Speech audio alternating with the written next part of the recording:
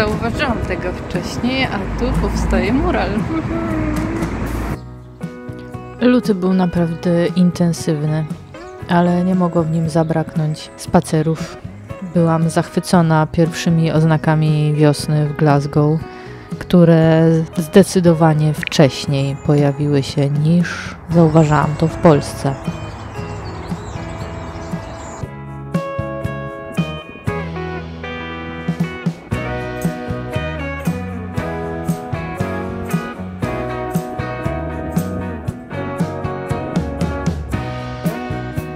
Wszystko ptaki, wiewiórki czuło nadchodzącą wiosnę i wzięło mnie też na przemyślenia. 13 lutego, dzień przed walentynkami. Jestem sobie na spacerze i jestem po prostu zadziwiona, bo jest luty, a tutaj jest 3 godziny dłuższy dzień. Rano godzinę wcześniej wstaje słońce niż w grudniu, a po południu zachód słońca jest już o 17:13. Z każdym dniem będzie coraz dłużej.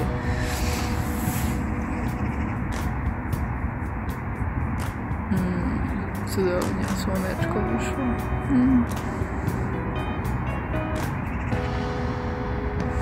Mam nadzieję, że usłyszycie. Ptaki w parku po prostu szaleją, już czują wiosnę. Już są całe dywany przebiśniegów. Coś niesamowitego.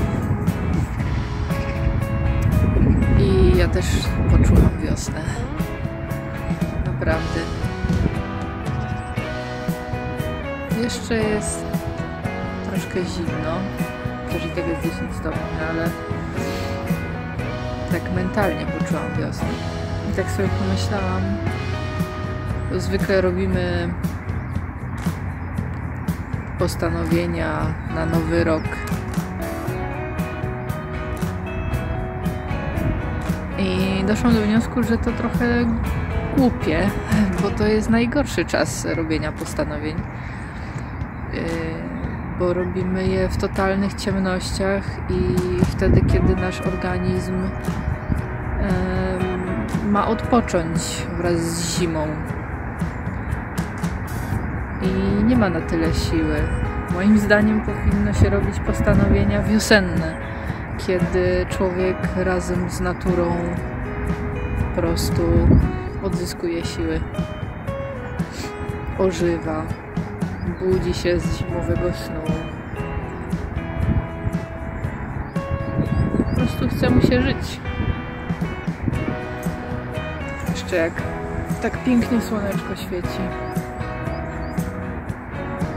A mówię to dlatego, że parę moich postanowień noworocznych oczywiście nie wyszło. Ale naprawdę się nie dziwię, bo to nie jest czas na postanowienia.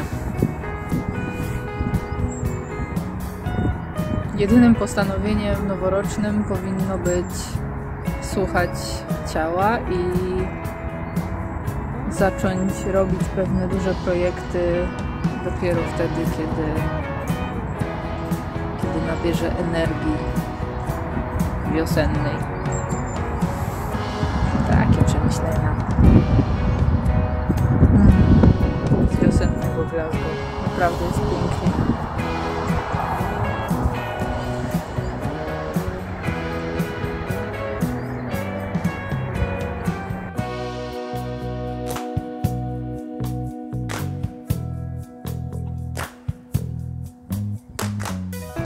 Tak zwany butowiec, czyli drzewo butowe. Jestem zachwycona brytyjskimi wiewiórkami. Mają tak puszyste ogonki.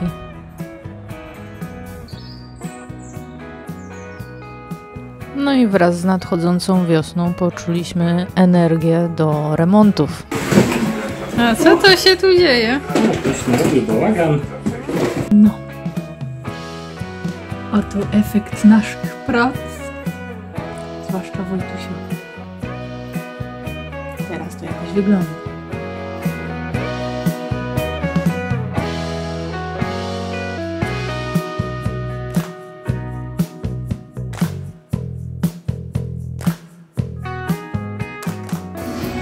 A dzisiaj polski obiadek.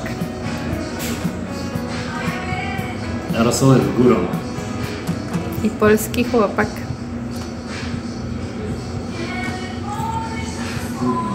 Rosołek, ale placek jest węgierski. Polsko-węgierska przyjaźń. Wszystko idealnie zbiegło się w czasie. W sam raz na przyjazd gości. Nie tylko, że ojciec Szóstak odwiedził Szkocję, to jeszcze mój przyjaciel Paweł. Tu jest i gdzie jesteśmy? Aha, ty nagrywasz coś? Tak.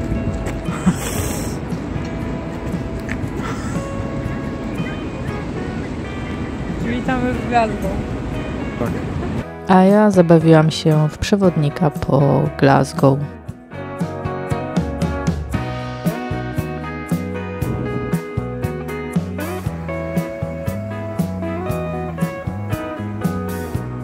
Fajnie było jeszcze raz pozwiedzać te miejsca, które i mnie zachwyciły, kiedy po raz pierwszy przyleciałam do Szkocji.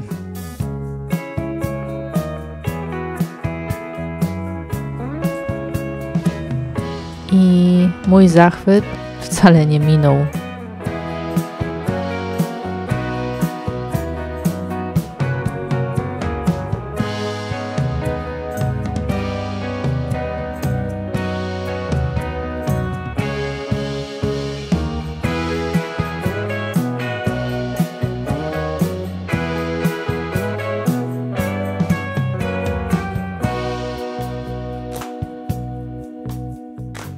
No i gdzie to jesteś, Paweł? Szkocja? Edinburgh. Edinburgh. No przynajmniej nie dostaniesz po głowie za wymowę. Nie dostanę. Dzień w Edynburgu nie zapowiadał się zbyt obiecująco ze względu na zachmurzenie i opady deszczu, ale i tak udało mi się pokazać Pawłowi najpiękniejsze miejsca w Edynburgu.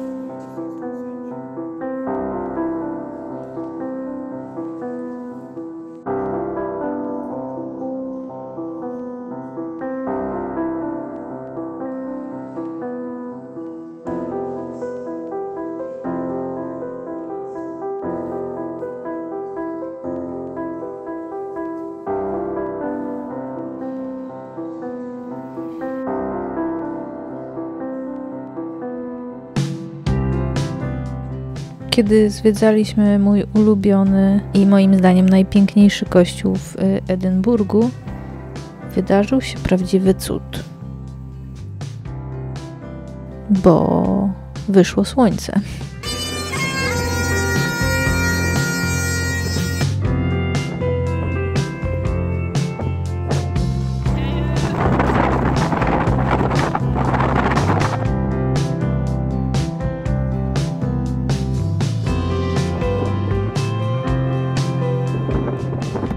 No i Edynburg w słońcu wygląda zupełnie inaczej.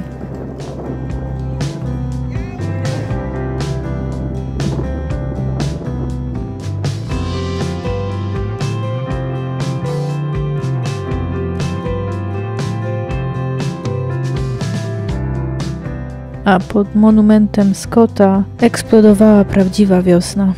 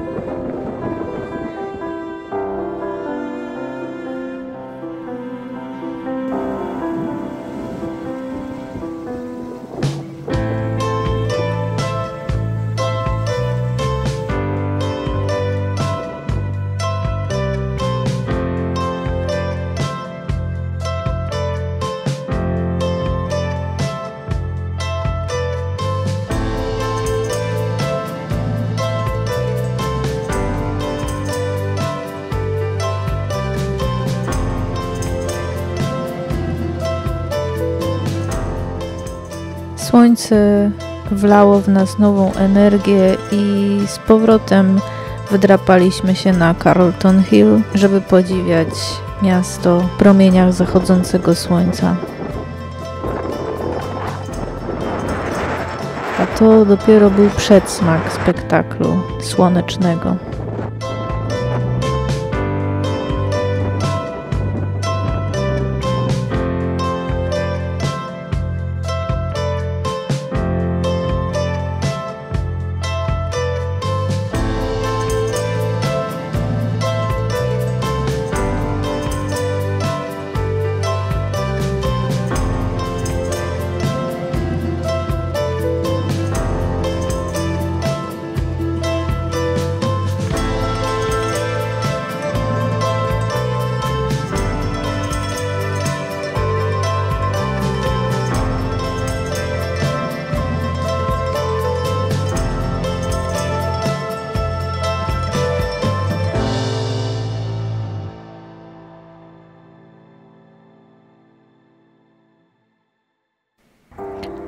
Zabrałam też Pawła do Stirling.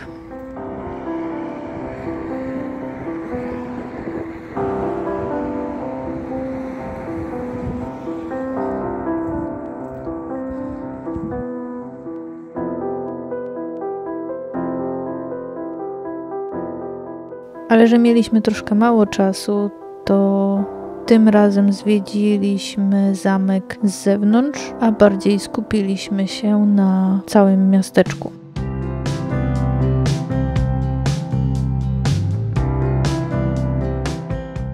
Dzięki temu, choć Stirling było dla mnie znajome, odkryłam zupełnie nowe miejsca i na nowo się zachwyciłam.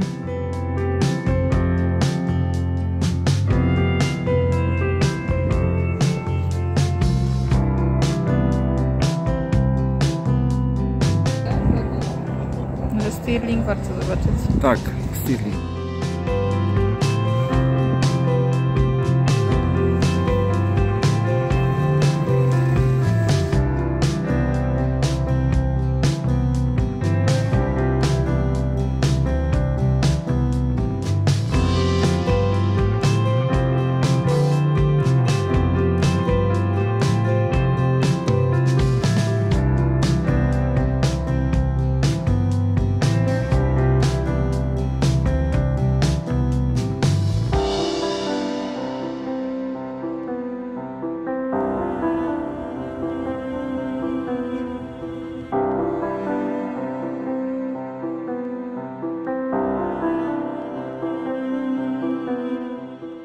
Chcieliśmy też zwiedzić monument Wallace'a, ale brakło nam czasu. Szkoda, bo byliśmy tak blisko, ale co się odwlecze, to nie uciecze.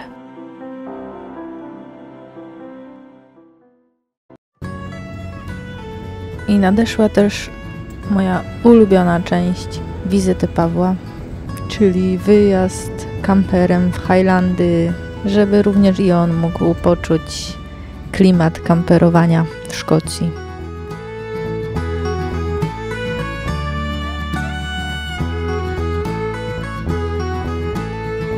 Jak tam pogoda w Szkocji, co? Pogoda beautiful. Lepiej zamilknąć wobec tajemnicy. Dla mnie najbardziej zachwycające jest to, że mogę widzieć te same miejsca w szkockich Highlandach i milion razy, ale za każdym razem one są inne i zachwycająco piękne.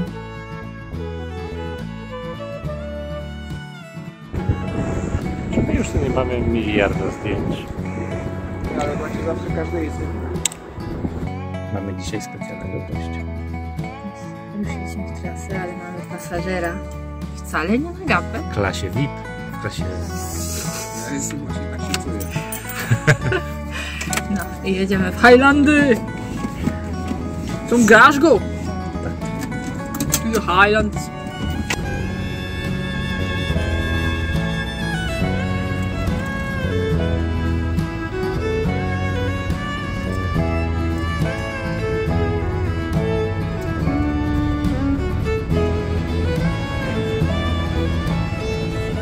Obowiązkowa rybka w Tyndrum.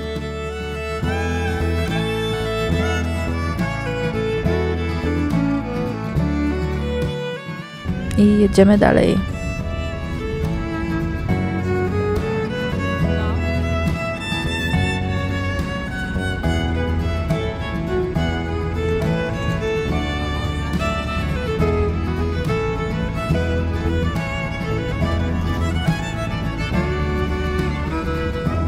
To prawdziwy przywilej móc oglądać takie cuda natury. Nawet jeśli jest to walka zimy z wiosną.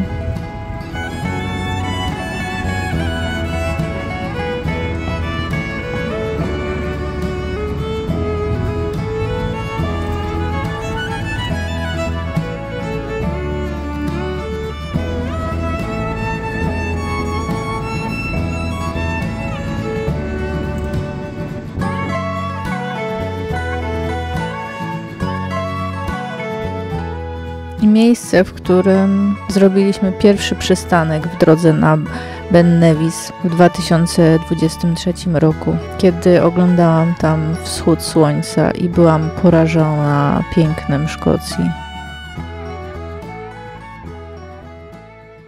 Naprawdę nie przypuszczałam, że będę mogła widzieć te miejsca jeszcze raz.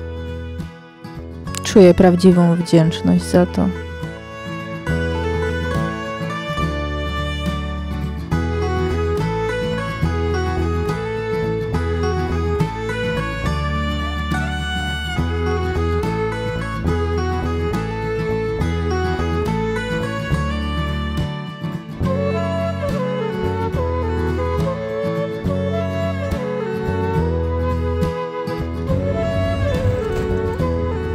Szkocja ma to do siebie, że co 5 minut trzeba by było zatrzymywać samochód, bo co 5 minut jest coś tak pięknie zachwycającego, że nie można przejechać koło tego obojętnie.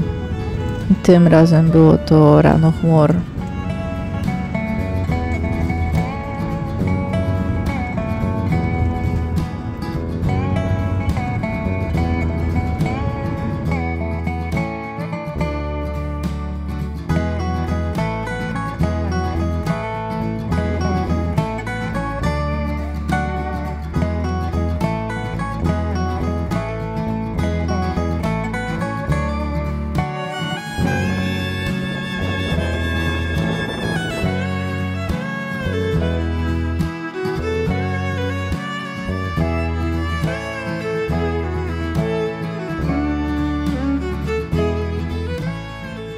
Właśnie za to kocham Szkocję. Za te przepiękne pustkowia.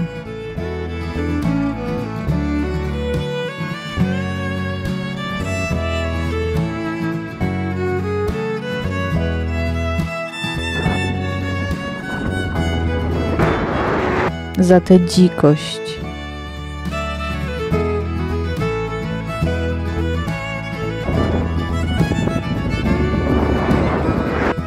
Nieokiełznanie.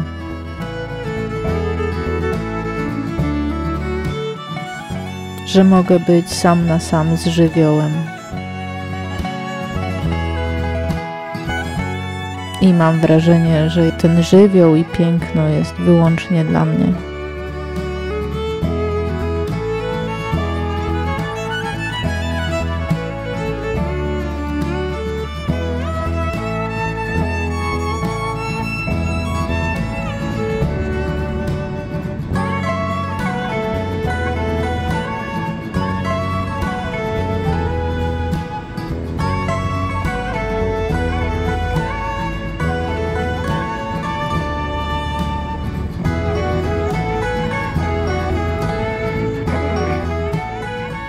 I docieramy do ikony Highlandów szkockich, góry Buchalayet Iv Mor.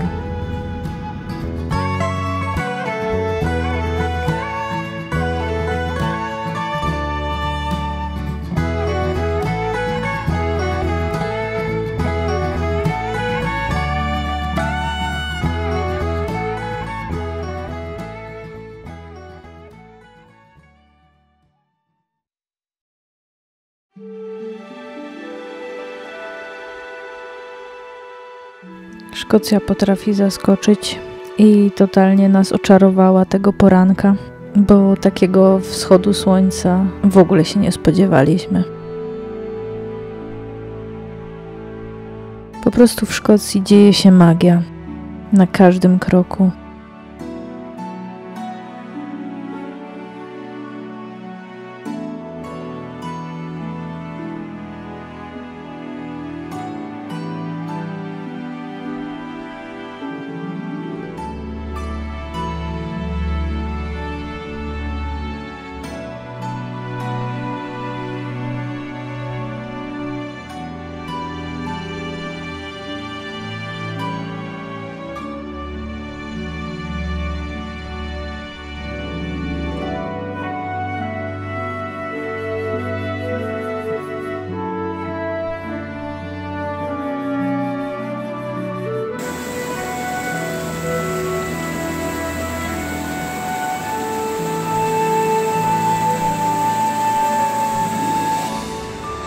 Nasza góra za nami. Ale coś wspaniałego.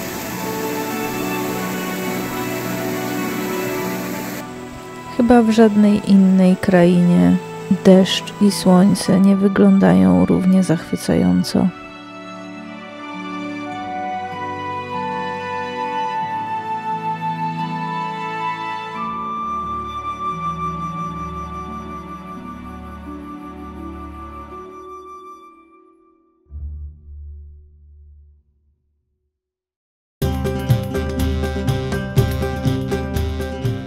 Definitywnie poczuliśmy magię i daliśmy się jej ponieść.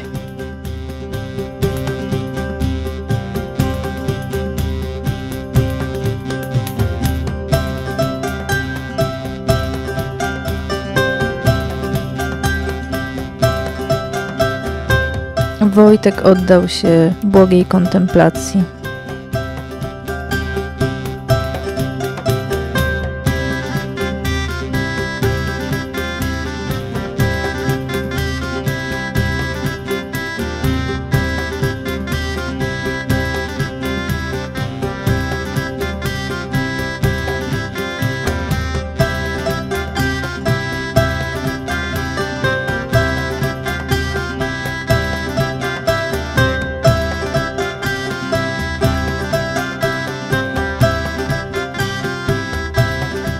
Za to ja ruszyłam w poszukiwaniu stada jeleni, które zauważyłam przy śniadaniu.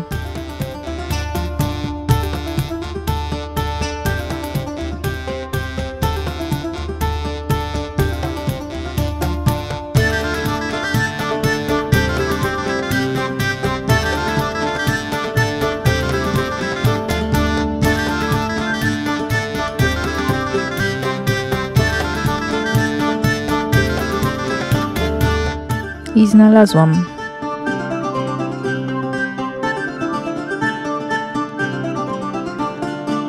I muszę powiedzieć, że nigdzie nie czuję się tak wolna jak w Szkocji. Czuję się tak wolna jak te jelenie.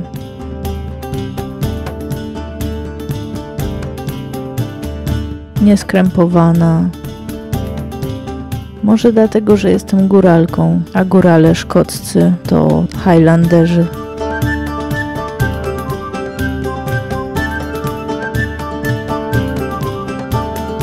Nic dziwnego, że w Highlandach czuję wolność. Jestem Highlanderką.